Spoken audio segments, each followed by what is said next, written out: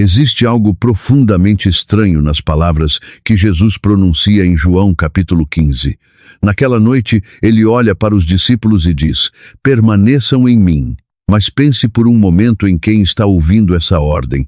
Judas já saiu da sala. Pedro, dentro de poucas horas, dirá 3 vezes que nem sequer conhece Jesus. Tomé ainda enfrentará suas dúvidas depois da crucificação. E quando os soldados chegarem ao jardim, quase todos aqueles homens que agora escutam Jesus acabarão fugindo. Mesmo sabendo de tudo isso, Jesus escolhe justamente aquela noite para falar sobre permanecer. Por quê? Se permanecer em Cristo significa nunca falhar, Pedro está prestes a mostrar que não consegue. Se significa nunca ter dúvidas, Tomé também não consegue. E se significa possuir uma fé tão forte que nenhuma pressão faz você recuar, os discípulos estão prestes a descobrir o quanto ainda são frágeis. Então talvez exista alguma coisa nessa palavra que precisamos entender melhor. No texto grego, João registra o verbo menô. A palavra pode significar ficar, permanecer, continuar, não ir embora. Em diferentes contextos, pode descrever alguém que continua em determinado lugar, alguma coisa que permanece presente ou uma relação que não é abandonada. Mas, em João 15, o peso dessa palavra não está apenas na ideia de ficar. Jesus não diz simplesmente para permanecer, ele diz: permaneçam em mim. É aí que tudo começa a mudar. Porque João 15 talvez não seja, em primeiro lugar, uma mensagem sobre a força do ramo. Talvez seja uma mensagem sobre a fonte da vida do ramo. E existe uma pergunta que precisamos carregar enquanto avançamos pelo texto. Se o ramo depende completamente da videira, o que acontece quando o próprio ramo falha? Pedro vai falhar naquela mesma noite. Os outros também vão fugir. Então, como homens tão frágeis poderiam obedecer a uma ordem como essa? Para começar a responder, precisamos olhar com atenção para a imagem que Jesus escolhe. Imagine um ramo recém-cortado de uma videira. Durante algum tempo, ele ainda parece normal. As folhas continuam verdes, a madeira continua firme, e se você colocasse aquele ramo ao lado de outro que ainda permanece ligado, talvez a diferença nem fosse imediatamente perceptível. Mas alguma coisa decisiva já aconteceu. A conexão foi rompida. A morte começou antes de aparecer. Talvez seja justamente por isso que as palavras de Jesus são mais sérias do que parecem. O maior perigo espiritual nem sempre começa com uma queda pública ou com alguém abandonando tudo de uma vez. Às vezes, começa de forma muito mais silenciosa. A pessoa continua falando como cristã, continua conhecendo as músicas, os versículos, os costumes e a linguagem da fé. Continua aparecendo, talvez até servindo. Por fora, ainda existem folhas. Só que, pouco a pouco, começa a viver como se pudesse produzir vida sem continuar recebendo vida de Cristo. É exatamente nesse ponto que menô se torna tão importante. Jesus não está descrevendo uma visita ocasional. Não está falando de procurar Deus apenas quando a vida aperta e depois voltar a viver sozinho quando tudo melhora. Também não está falando simplesmente de lembrar de Jesus algumas vezes durante a semana. A ideia é continuidade, uma relação que permanece. É como se Jesus dissesse: façam de mim o lugar onde a vida de vocês continua. E a imagem da videira explica por quê. Um ramo não possui vida independente. Ele não acorda pela manhã e decide fabricar sua própria seiva. Não observa os outros ramos para descobrir uma técnica melhor de crescimento e não passa a noite preocupado porque ainda não produziu uvas suficientes para provar que merece continuar ligado. Ele recebe. É simples, mas essa talvez seja uma das verdades mais profundas de toda a passagem. O ramo não fabrica a vida, ele recebe a vida. E essa imagem confronta uma forma de viver a fé que pode aparecer sem que a gente perceba. Você começa com graça, entendendo que Cristo fez por você aquilo que você jamais conseguiria fazer por si mesmo. Mas, depois de algum tempo, pode começar a viver como se agora precisasse provar que mereceu aquilo que recebeu. Então você lê a Bíblia não para encontrar Cristo, mas para se sentir em dia. Ora, não porque deseja comunhão, mas porque tem medo da culpa. Serve cada vez mais porque, no fundo, começou a associar seu valor àquilo que consegue fazer. Depois vem a comparação.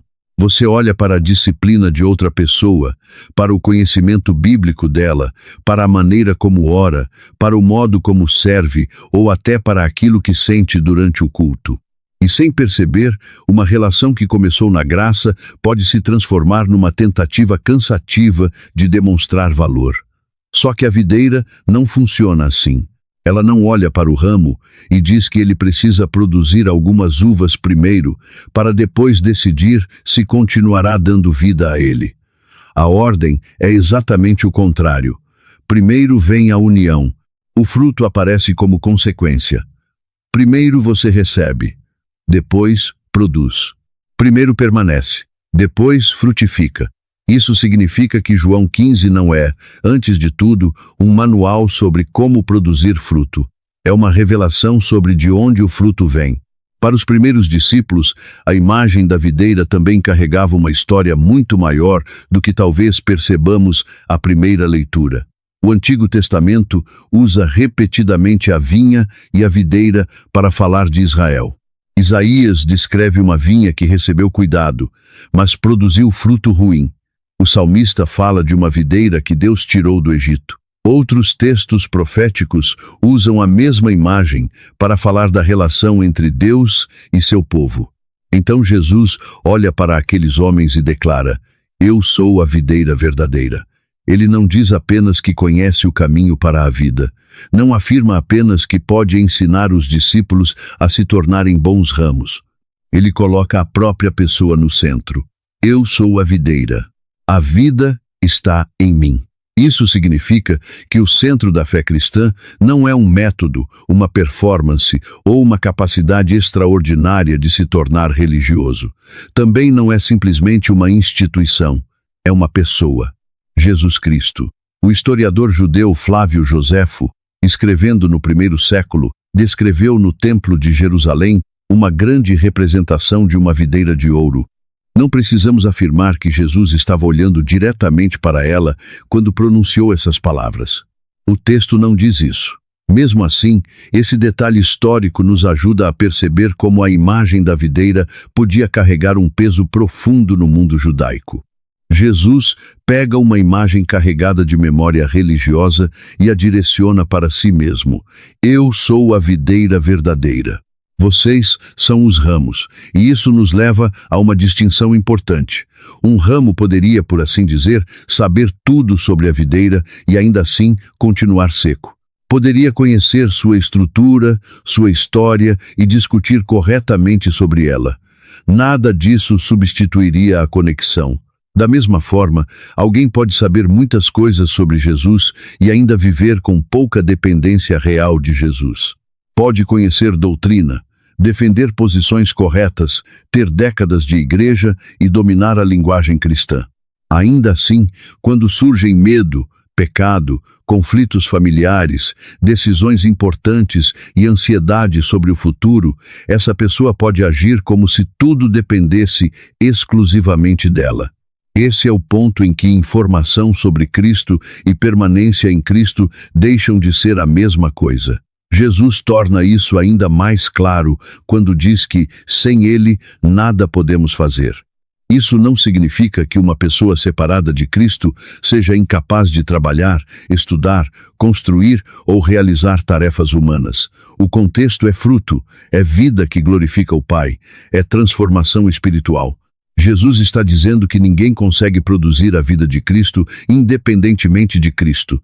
Você não fabrica amor cristão simplesmente ordenando ao coração que ame. Não cria santidade odiando a própria fraqueza. Não produz paz apenas mandando o medo desaparecer. E culpa, por mais intensa que seja, também não possui poder para transformar seu coração. Você precisa de vida, e essa vida vem da videira. O ramo não fabrica a vida. ele recebe a vida. Só que, quando começamos a observar a maneira como João escreve, percebemos que essa ideia de permanecer não aparece apenas dentro da metáfora da videira. Menô se torna quase um fio atravessando a forma como João fala da vida com Deus. Antes de João 15, Jesus já havia falado sobre permanecer em sua palavra. Depois, dentro da imagem da videira, diz que os discípulos devem permanecer nele. Logo em seguida, fala de suas palavras permanecendo nos discípulos e pede que permaneçam em seu amor. Mais tarde, quando João escreve sua primeira carta, a mesma ideia continua aparecendo. Aquilo que os cristãos ouviram desde o princípio deve permanecer neles. Eles são chamados a permanecer em Cristo. O amor de Deus permanece. Deus permanece em seu povo. Isso nos mostra que menô não é apenas uma palavra bonita dentro de uma metáfora agrícola. João a usa para descrever algo central na própria vida cristã. Cristo permanece, a palavra permanece, o amor permanece, o discípulo permanece, Deus permanece em seu povo. Quando você percebe esse padrão, João 15 começa a ficar ainda mais profundo. Permanecer não significa apenas pensar em Jesus com frequência. Significa viver de modo que a comunhão com Ele se torne o centro contínuo da sua vida. Por isso, Jesus diz que, se permanecermos nele e suas palavras permanecerem em nós, até a maneira de orar começa a mudar. Isso acontece porque permanecer em Cristo não significa usar Jesus para conseguir tudo aquilo que você já queria. Quanto mais suas palavras permanecem em você, mais seus próprios desejos começam a ser confrontados e transformados. No começo, talvez sua oração seja apenas para que Deus mude suas circunstâncias. Mas, permanecendo, você começa também a pedir que Ele mude você. Talvez você comece pedindo que Deus retire uma pessoa difícil do caminho. Com o tempo, passa a perguntar como amar sem chamar pecado de amor, como perdoar sem negar a verdade e como obedecer quando o orgulho quer vencer. Você começa querendo que Deus faça tudo do seu jeito. Depois, aprende a pedir que a vontade dele se torne mais preciosa para você do que sua necessidade de controle. É a permanência transformando até a oração. E isso começa a confrontar a nossa atividade religiosa, porque é perfeitamente possível fazer muitas coisas cristãs sem permanecer. Você pode abrir a Bíblia apenas para cumprir uma meta, pode orar somente para diminuir a culpa, pode servir tanto que quase nunca consegue estar em silêncio diante de Cristo. Atividade não é a mesma coisa que permanência. Produtividade não é a mesma coisa que fruto. Exaustão não é prova de fidelidade. Essas frases não significam que disciplina, serviço ou esforço não importem. Significam apenas que nada disso pode ocupar o lugar da fonte. Ramos não impressionam a videira. Eles dependem dela. Talvez, então, precisemos ouvir a frase permaneçam em mim de outra forma. Às vezes, ela é recebida quase como se Jesus estivesse dizendo para você se esforçar mais, segurar com mais força e tentar não cair. Só que a imagem não aponta nessa direção. Ramos não possuem mãos para se agarrar desesperadamente à videira. Eles vivem porque estão unidos a ela. O fruto não sustenta a conexão produz o fruto. Essa ordem é fundamental. Quando ela é invertida, João 15 pode se transformar numa religião de ansiedade. A pessoa começa a pensar que precisa produzir bastante para provar que está ligada, orar o suficiente para garantir que Jesus continue perto ou manter uma sequência impecável de dias bons para saber se sua fé é verdadeira. Jesus, porém, começa com a união. Permaneçam em mim, e eu permanecerei em vocês. Isso não torna a obediência irrelevante. Pelo contrário, pouco depois, Jesus liga a permanência, amor e obediência. Ele fala sobre permanecer em seu amor e guardar seus mandamentos. A questão é entender a ordem. Obediência não compra permanência. Ela expressa permanência. O fruto não cria a vida da árvore. Ele mostra que existe vida circulando. Duas pessoas podem realizar externamente a mesma ação e, mesmo assim, fazê-la a partir de lugares completamente diferentes. Uma pode obedecer porque pensa que precisa fazer aquilo para Deus não abandoná-la. Outra pode obedecer porque Cristo a amou, porque confia nele e porque não quer continuar entregando sua vida ao que a destrói. Por fora, talvez, as duas ações pareçam semelhantes. Por dentro, uma nasce do medo de perder amor. A outra nasce de um amor que já foi recebido. É justamente aqui que precisamos voltar àquela noite e lembrar quem está sentado diante de Jesus. Pedro está ali. Pouco antes, ele afirmou que está disposto a entregar a própria vida por Jesus. Sua confiança parece enorme, mas Jesus sabe o que acontecerá. Antes que o galo cante, Pedro o negará 3 vezes. Tomé também está naquela história. Ele ainda fará perguntas e, depois da crucificação, terá dificuldade para acreditar na ressurreição. Filipe ainda não compreendeu tudo. E Judas já saiu. João registra uma frase curta sobre sua partida. Era noite. Agora o contraste começa a ficar ainda mais forte. Um discípulo saiu para trair. Outro está prestes a falhar de maneira terrível. Os demais vão fugir. Mesmo assim, Jesus continua dizendo para permanecerem nele. Isso nos obriga a voltar à pergunta do começo. Será que permanecer significa nunca cair? Pedro cairá. Será que significa nunca sentir medo? Os discípulos sentirão. Será que significa nunca ter dúvidas? Tomé terá.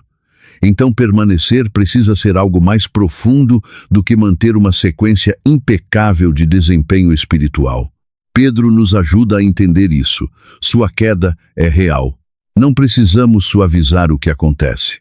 Ele havia prometido fidelidade e depois, diante de perguntas relativamente simples, começa a dizer que não conhece Jesus. O galo canta, Pedro percebe o que fez e sai quebrado. Mas essa não é a última cena da sua história. Depois da ressurreição, Jesus volta até Pedro. Há uma praia, uma refeição e uma conversa. E o Cristo que Pedro negou chama novamente aquele homem. A falha de Pedro não se torna sua palavra final. É justamente aí que podemos fazer uma distinção muito importante. Permanecer em Cristo não significa nunca falhar. Se fosse assim, nossa esperança estaria na perfeição do ramo. Pedro caiu, chorou, foi restaurado e voltou. Ele continuava precisando de Cristo. Talvez alguém que esteja ouvindo isso carregue justamente o peso de achar que permanecer significa nunca ter um dia espiritualmente ruim, nunca voltar ao mesmo pecado, nunca duvidar, nunca se sentir seco ou nunca tropeçar. Então tropeça e conclui que talvez tudo tenha acabado. Mas Pedro ouviu o chamado para permanecer na mesma noite em que descobriria a profundidade da própria fraqueza. Isso não torna o pecado de Pedro pequeno, torna Cristo maior. A permanência cristã nunca foi construída sobre a ideia de que o ramo um dia se tornaria forte o suficiente para não precisar mais da videira. Quanto mais entendemos a imagem, mais clara fica nossa dependência. É por isso que uma observação feita por Agostinho, tantos séculos atrás, combina tão bem com essa passagem. O ramo não sustenta a videira, é a videira que sustenta o ramo. Parece evidente quando falamos de agricultura, mas esquecemos disso facilmente na vida espiritual. Vivemos como se Cristo precisasse da nossa energia para continuar sendo suficiente. Como se o reino dependesse da nossa ansiedade, ou como se você fosse responsável por resolver sozinho tudo aquilo que acontece dentro da sua casa. Mas você não é a videira, você é ramo. Existe humildade nessa verdade, e também existe descanso. Isso significa, entre outras coisas, que permanecer não depende de sentir a mesma intensidade emocional todos os dias. Há momentos em que você abre a Bíblia e tudo parece vivo, ora e as palavras fluem, canta e sente cada frase. Em outros dias não acontece assim, você lê e parece não sentir nada. Tenta orar e a mente se distrai. Vai à igreja cansado. A resposta não chega. A dor continua. É justamente nesses momentos que Menô volta a nos ajudar. Ficar, continuar, não ir embora. O ramo permanece durante a manhã iluminada e também durante a noite. Permanece quando o fruto é visível e quando ainda não há nada que você consiga enxergar. Não porque suas emoções nunca mudam, mas porque a fonte da vida continua a mesma. Por isso, permanecer não é passividade. É dependência ativa. Você permanece quando abre a palavra e permite que ela contradiga você, quando ora sem esconder o que realmente está acontecendo e quando confessa em vez de construir uma versão editada de si mesmo. Permanece quando escolhe obedecer numa área que ninguém consegue ver, quando ama alguém difícil porque primeiro recebeu amor, ou quando cai e corre para Cristo em vez de correr para longe dele. Permanece quando a sensação diz que Deus está distante, mas você escolhe dar mais peso à promessa de Cristo do que à sensação daquele momento. É aqui que João 15 deixa de ser apenas uma bela metáfora e começa a entrar profundamente na vida real. Porque todos nós procuramos outras videiras, coisas das quais tentamos retirar identidade, segurança e vida, como carreira, dinheiro, relacionamentos, aprovação, aparência, ministério, controle e reconhecimento. Você pode dizer que sua identidade está em Cristo e ainda assim descobrir que uma crítica consegue destruir você durante dias. Pode afirmar que Deus cuida do futuro, mas viver como se cada resultado dependesse completamente do seu controle. Talvez diga que Cristo é suficiente, mas precise desesperadamente que uma determinada pessoa aprove você para conseguir descansar. Essas coisas não precisam ser más em si mesmas. O problema começa quando tentamos receber delas aquilo que somente a videira verdadeira pode dar. Videiras falsas sempre cobram. Elas dizem que você precisa produzir mais, provar valor, controlar melhor, nunca falhar e esconder qualquer fraqueza. Cristo diz para permanecer nele. Essa diferença nos leva finalmente de volta à pergunta que ficou aberta desde o começo. Se o ramo depende completamente da videira, o que acontece quando ele falha? Pedro falhou. Os discípulos fugiram. Como pessoas assim podem continuar? A resposta começa a aparecer quando aquela conversa deixa a sala e caminha em direção ao jardim.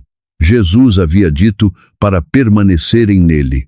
Poucas horas depois, os discípulos nem conseguem permanecer acordados enquanto ele ora. Depois, chegam soldados. O medo toma conta da cena. Há confusão, uma espada é puxada, e aqueles homens se dispersam. Pedro ainda segue por algum tempo, mas acaba negando Jesus.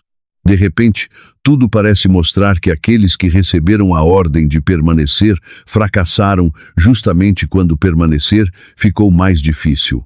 Só que existe alguém naquela noite que não abandona seu caminho: Jesus. Quando Pedro falha, Jesus permanece fiel. Quando os discípulos fogem, ele continua. Judas o entrega, mas Jesus não abandona a missão. A pressão aumenta, a cruz se aproxima. Ainda assim, ele permanece obediente ao Pai. E é aqui que João 15 ganha uma profundidade que talvez não seja visível numa primeira leitura. Podemos imaginar que a passagem fala principalmente sobre o quanto o ramo consegue se agarrar à videira. Aquela noite mostra outra coisa. A esperança do ramo nunca esteve em possuir vida própria, sempre esteve na vida da videira. Jesus vai até a cruz justamente enquanto seus discípulos estão demonstrando que não são tão fortes quanto pensavam. Pedro falhou. Os outros fugiram. Cristo permaneceu fiel.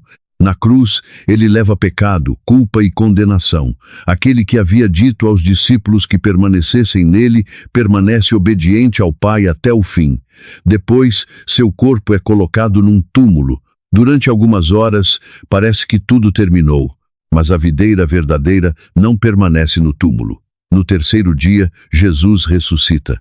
E então, acontece algo muito importante para toda a nossa leitura de João 15. Jesus volta até aqueles mesmos discípulos. Volta até Pedro, volta até Tomé, volta até homens que descobriram, de maneira dolorosa, que suas promessas eram menores do que imaginavam. Ele não procura um grupo de pessoas que nunca falhou. Restaura pessoas que agora sabem o quanto precisam dele. É por isso que o chamado para permanecer nele não pode ser reduzido à força da nossa promessa a Cristo. A permanência cristã começa na fidelidade de Cristo. Isso não elimina nossa responsabilidade. Jesus continua chamando seus discípulos a permanecer, obedecer, amar e dar fruto. Ele também adverte sobre o perigo real de uma vida desconectada, mas agora sabemos de onde vem nossa esperança de obedecer. Ela não está em afirmar que somos fortes demais para cair. Está em saber onde está a vida quando caímos. Não está em prometer que nunca teremos dúvidas. Está em não transformar nossas dúvidas numa nova fonte de vida longe de Cristo. Não significa que nunca ficaremos cansados. Significa que, quando nossa força terminar, continuaremos voltando para a videira. Talvez seja exatamente isso que alguém precise ouvir hoje. Talvez você esteja cansado, e não apenas fisicamente. Cansado de tentar parecer forte, cansado de prometer que desta vez será diferente, cansado de começar alguma disciplina espiritual e abandoná-la poucos dias depois. Talvez esteja cansado de olhar para outros cristãos e imaginar por que tudo parece mais fácil para eles. Ou talvez pense que Deus deve estar tão decepcionado com você quanto você está consigo mesmo. Escute João 15 mais uma vez. Jesus não pede que você o impressione. Ele pede que permaneça nele. Você não precisa chegar carregando fruto nas mãos para provar que merece conexão. Você chega como ramo, dependente, necessitado. E isso não é um defeito da vida cristã. É sua própria estrutura. Um ramo autossuficiente seria uma contradição. Um cristão que não precisa de Cristo também seria. Talvez sua oração hoje não precise ser longa ou impressionante. Talvez seja simplesmente pedir a Jesus que faça sua palavra permanecer em você, que ensine você a obedecer, a continuar perto quando sente sua presença e também quando não sente, a voltar quando falha e a receber antes de tentar produzir. É assim que a permanência começa a aparecer numa terça-feira comum, na tela que você decide fechar, na resposta agressiva que prefere não enviar, na verdade que finalmente confessa, no perdão que começa a oferecer, na comparação que percebe e entrega, naquele momento em que a ansiedade diz que você precisa controlar tudo e você se lembra de que é ramo, não videira. Essas decisões podem parecer pequenas, mas é assim que o fruto começa a aparecer. Não como decoração religiosa colocada do lado de fora, mas como vida real crescendo por dentro. Amor que você não conseguiria produzir sozinho, paciência que não corresponde ao seu temperamento natural, coragem quando seria mais fácil fugir. Domínio próprio quando o velho impulso aparece, generosidade, fidelidade, perdão e humildade. Jesus diz que, por meio desse fruto, o Pai é glorificado. Perceba onde a honra termina. Não no ramo, na fonte. O fruto não existe para convencer as pessoas de que o ramo é extraordinário. Existe para mostrar que uma vida verdadeira está circulando nele. E isso significa que você também não precisa produzir o fruto de outra pessoa. Não precisa copiar o ministério, a personalidade, a trajetória ou a experiência espiritual de ninguém. Sua responsabilidade é permanecer em Cristo e permitir que a vida dele produza em você aquilo que glorifica o Pai. Depois de percorrer todo esse caminho, existem 3 verdades que precisamos guardar. A primeira é que permanecer significa continuar recebendo vida de Cristo. Menô fala de continuidade, de ficar e de não abandonar a fonte. Por isso, permanecer não é visitar Jesus apenas quando você precisa de alguma coisa. É fazer dele o lugar onde sua vida continua enraizada. A segunda é que permanência vem antes do fruto. Você não produz para conquistar união com Cristo. O fruto nasce dessa união. A palavra permanece, o amor permanece, sua oração é moldada, você aprende a obedecer e sua vida começa a mudar. Não para comprar a presença de Cristo, porque está recebendo vida dele. E a terceira talvez seja a mais importante. Permanecer não significa nunca falhar. Pedro falhou, Tomé duvidou, os discípulos fugiram. Mas Cristo permaneceu fiel. Por isso, quando você cair, não transforme vergonha em distância. Volte. Quando estiver seco, volte. Quando perceber pecado, confesse e volte. Quando sua força acabar, volte. Quando não entender, continue perto. Porque sua esperança nunca esteve na ideia de que o ramo um dia se tornaria forte o suficiente para viver sozinho. Sua esperança sempre esteve na videira. Então quero deixar uma pergunta específica. Qual dessas áreas é mais difícil para você hoje? Permanecer na palavra, permanecer em oração, permanecer em obediência, permanecer no amor de Cristo ou permanecer quando você falha e sente vontade de fugir dele? Escreva nos comentários. Naquela noite, Jesus disse para permanecerem nele a homens que ainda não sabiam quanto eram frágeis. Pedro cairia, Tomé ainda enfrentaria suas dúvidas e os outros fugiriam quando o medo chegasse.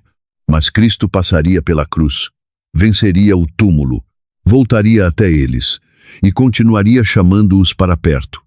Só então aqueles homens começariam a perceber plenamente aquilo que a imagem da videira já estava dizendo desde o início.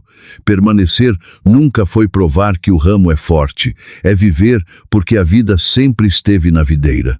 O ramo pode ser fraco, a videira não é.